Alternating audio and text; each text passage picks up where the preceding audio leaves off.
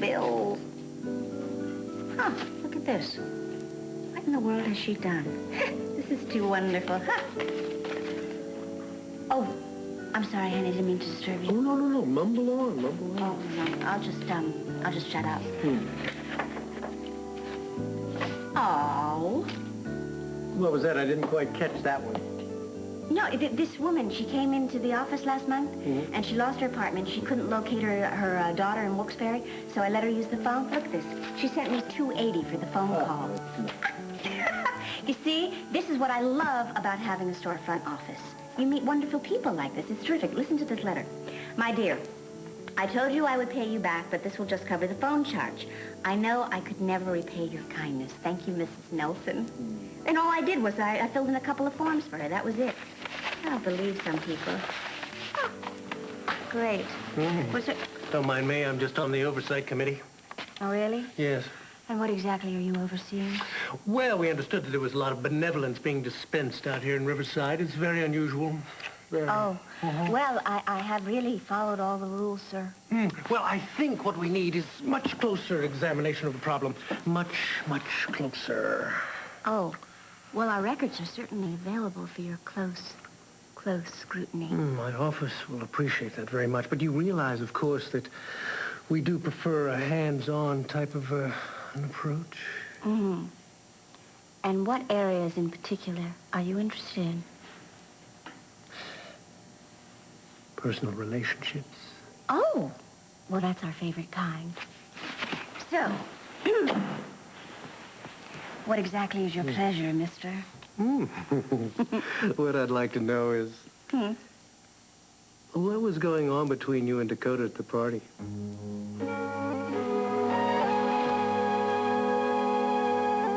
Okay, you guys, put away your schoolwork. Have I got news for you? I like the sounds of that. Professionally, I think you guys have got yourselves a real story. Unfortunately, what may be going on here doesn't sound so great. Why, what'd you find? First of all, the range of symptoms is narrow enough to confirm that all 30 students I interviewed are suffering from the same thing. Now, the question is what? What are they suffering from? Are they suffering from somebody that's in the building? Somebody It's possible. I mean, most of them began showing signs of illness on or around this date. Now, the interesting twist is major construction work was completed in Wellman on this day. It's 10 days earlier. Too close to ignore, yes. That's got to be it. No, wait. Can we prove it, though? Well, unfortunately, we don't know what it is. It doesn't say in the building record, but it does give us the name of the contractor. Okay, so we go, we find the contractors, we interview them, and we find out exactly what they did. Hold it. Yes, Slow I'm volunteering. down. Slow down. If major corners were cut, these guys aren't likely to step forward and tell you just because you asked them nicely.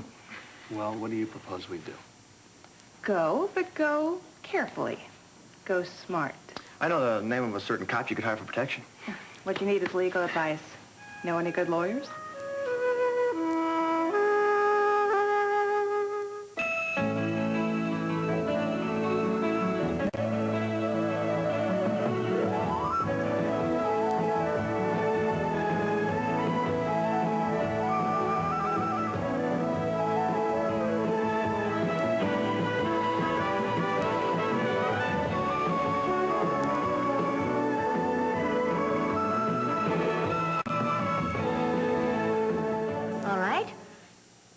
Trying to raise his consciousness. Come on, Jillian. I thought you'd stop being Dakota's scoutmaster. Will you stop No, this? I'm serious. No, this is not about Dakota. It's about Maggie. You know how Delia's trying to mess up her life? And now I find out, well, that Dakota's on her team. What does that mean, Dakota's on her team? What do you mean?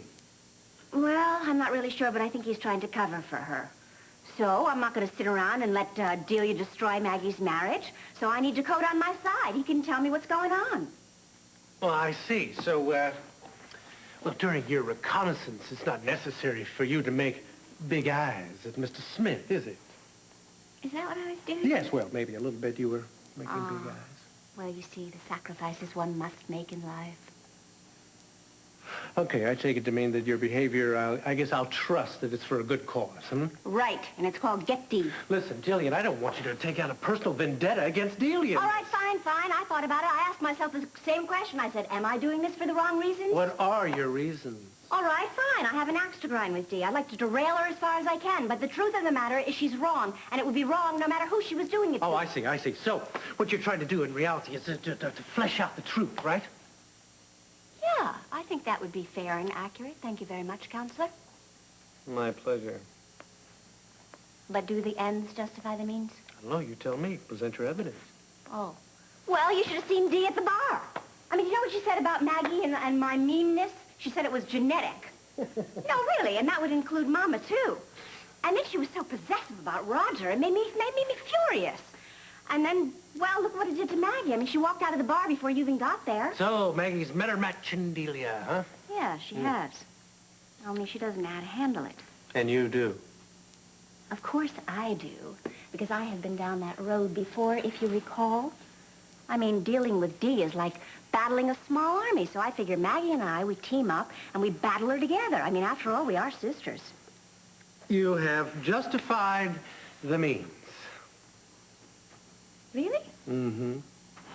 Anything? Anything short of murder. Doesn't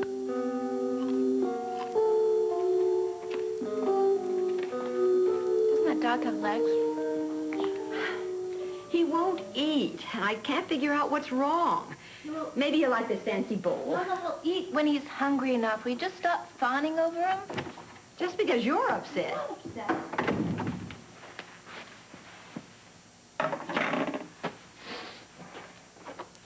Is that the bowl? Oh, Dowd, he seems so nervous, and he's trembling, and he won't eat, and... This pate smells delicious. Dad, didn't you bring crackers? No, madam, that's not pate. No, Dowd made those chicken livers for little Angus.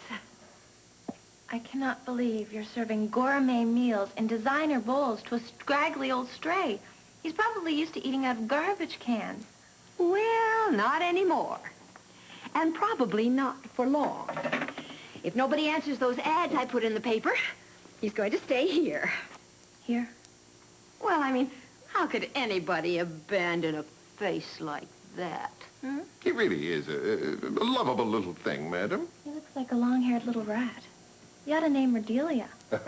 Oh, she really got to you, didn't she? Oh, Delia, I've totally forgotten about it. Don't be ridiculous. Is that why you're stuffing your face with everything that isn't nailed down? Perhaps it's an attempt to conceal justifiable rage beneath a ladylike veneer, hmm? Well, thank you very much for the compliment, Mr. Dowd, but I am not in the least bit upset. You know, I wanted to strangle her myself when I saw her doing that jig with Roger. Don't be silly, Mama. Oh, look, madam, she's following. He's following your example. He's eating. Oh, Angus, you're such a good boy, isn't That's just great. Now you spoiled him. He's going to eat nothing but Dad's chicken livers for the rest of his life. You're too kind, madam. Will you stop it, Maggie? You're taking your anger out on everyone and everybody except the right person. I mean, we're not idiots, you know. I didn't mind this stupid dance, but she directly insulted me. Both Jill and me. Actually, you too, Mama. Me? Mm-hmm. She said that we were mean and that it was genetic. That means that you got it from me? Why, that... Now, please, don't let Miss Delia's juvenile insults upset you as well. Nobody attacks my girl. Nobody attacks my Mama. She's so incredibly full of herself in her latest scam, this ridiculous performance. I've never heard of anything so egotistical in my entire life.